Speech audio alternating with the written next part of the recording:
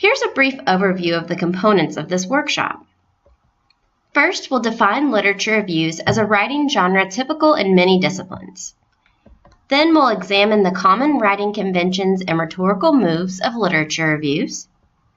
Then we'll discuss strategies for getting started. Finally, we'll consider organization. Literature reviews are typically part of a larger project, such as a research paper, article, book, thesis, or dissertation. This workshop focuses on literature reviews as part of a larger project, but you may be also assigned to write a standalone literature review.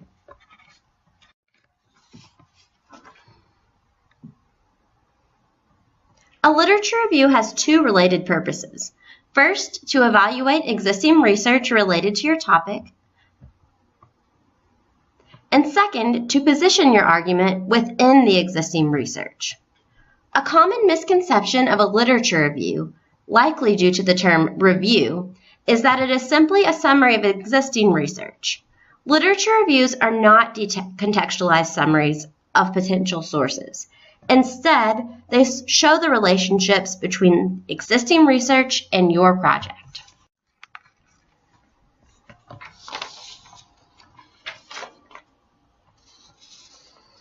Now we'll look at some common rhetorical moves of a literature review across disciplines. Synthesizing sources, identifying a gap, and positioning your argument. Let's look at an example passage of a literature review that synthesizes sources. Remember that earlier I defined one of the purposes for literature reviews as an evaluation of existing research related to your topic. I also emphasized that literature reviews are not decontextualized summaries of individual sources. Instead, they show the relationships between the existing research and your project. This literature review passage is on the topic of graduate education. The different colors represent different individual sources. The underlined phrases show how the author synthesized the multiple sources into shared concepts. The author shapes these individual sources to create new meaning through showing relationships. Remember, synthesis means putting your sources in conversation with one another instead of considering them as isolated theories or research. Next, identifying a gap. In addition to identifying and articulating the ongoing scholarly conversation through synthesis of sources, you will make an argument about where your research fits into your field. We call this rhetorical move identifying a gap. When you identify the gap that your research will fill, you show the relationship between the existing research and your project. You are making an argument that research still needs to be done. You may use language such as, while several studies have addressed blank, this study focuses on blank with attention to blank. Finally, you will clearly position the argument of your project within the existing research.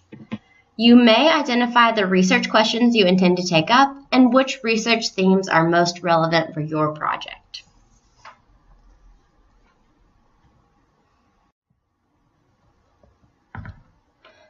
Next, we'll talk about some strategies for getting started based on where you are in your research writing process. Getting started on organizing and synthesizing my sources. You will likely need an organization system for your sources. Your goal is to begin mapping out similarities and differences, evaluating, dividing into themes, theoretical positions, methodologies, and/or debates. Before you begin reading, determine an evaluation strategy. Ask similar questions of all your sources. Your discipline's expectations and conventions will likely determine how you evaluate sources. But methods, argument, date, credibility, and relevance are common evaluative categories that you can compare across sources. One common way to organize and evaluate is to create an annotated bibliography with a citation, summary, and explanation of its relationship to other sources in your project. Here I'm showing an example summary with key phrases color-coded. Another organization strategy is a chart or double entry notebook. The source information is on the left with a summary, and reflections and connections are on the right. Again, the themes here are color-coded. Another option is to use citation management software such as EndNote or Zotero.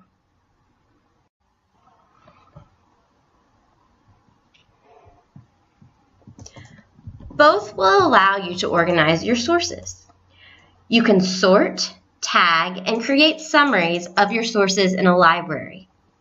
If used correctly and consistently, software like these can make citation much easier throughout your research writing process. Writing, organizing, and reorganizing as you read and encounter sources will make drafting your literature review much easier.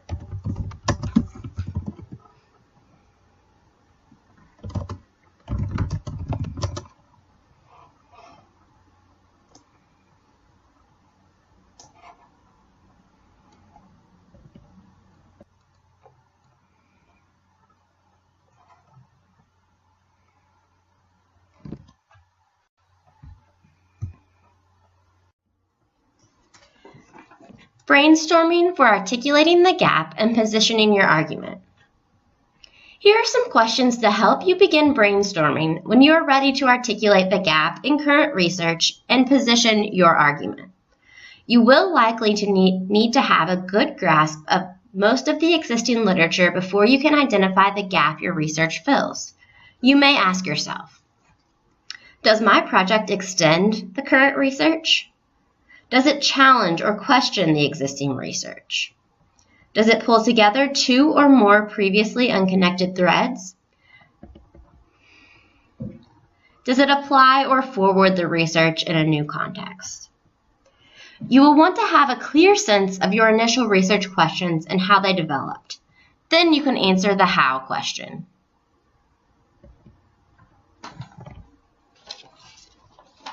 How does your research intend to fill the gap? Why is this important to know?